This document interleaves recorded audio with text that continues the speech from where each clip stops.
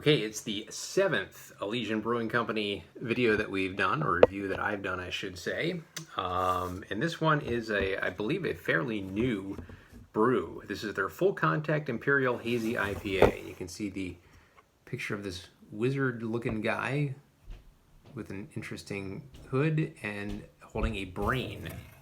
So he is very interesting. This is an 8.8% ABV Imperial IPA. It comes into us from Seattle, Washington, which is where Elysian is.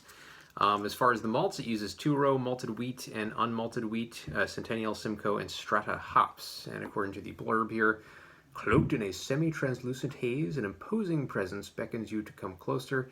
As you do, your nose opens to a tangent of wistful memories. Peach season in the orchard, a tangerine tree on a hill, fresh honeydew cold from the fridge, and a vanilla cream soda in your hand. What kind of bittersweet initiation is this? And also there's a little explanation of their brew house. They opened their doors in 1996 when bold art and music defined Seattle. We carry that same spirit in the way we brew our beer. It's taking chances. It's about taking chances, learning from our missteps, and changing perceptions.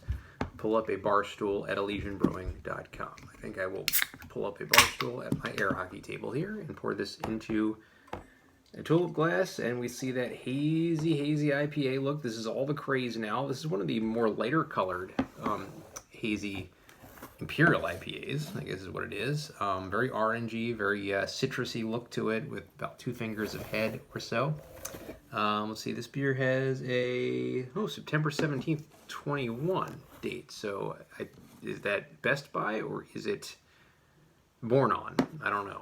I don't know what Elysian does. So if it's Born On, that's great. If it's Best By, then, well, we're a little bit past that. Oh, no. See bottom can for experience by date. So we're a little bit past the date. Just full disclosure, it's October 1st. So we're about 13, 14 days after. But it still looks pretty good. So let's get the aroma now. Very citrusy aroma. Plus the fact that it's an Imperial IPA, 8.8%. So maybe you can live a little longer. Good smell, very citrusy. Getting a little bit of dankness, maybe a little grapefruity. Not really extremely pungent, not really getting too many of the piney notes. But definitely a lot of citrus. So taste-wise.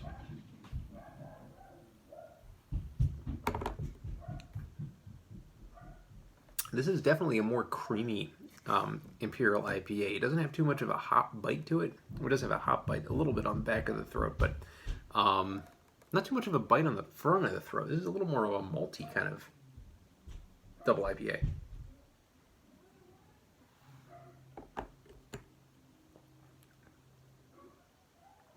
And it's got a good citrus quality, kind of like an even keel grapefruit. And a little bit of harshness on the back of the tongue in second taste.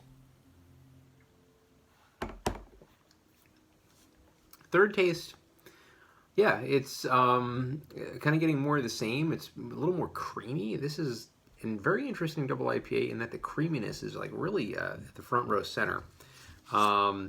Interesting beer. I think it's pretty good. The creaminess is definitely a different touch. I do like the taste.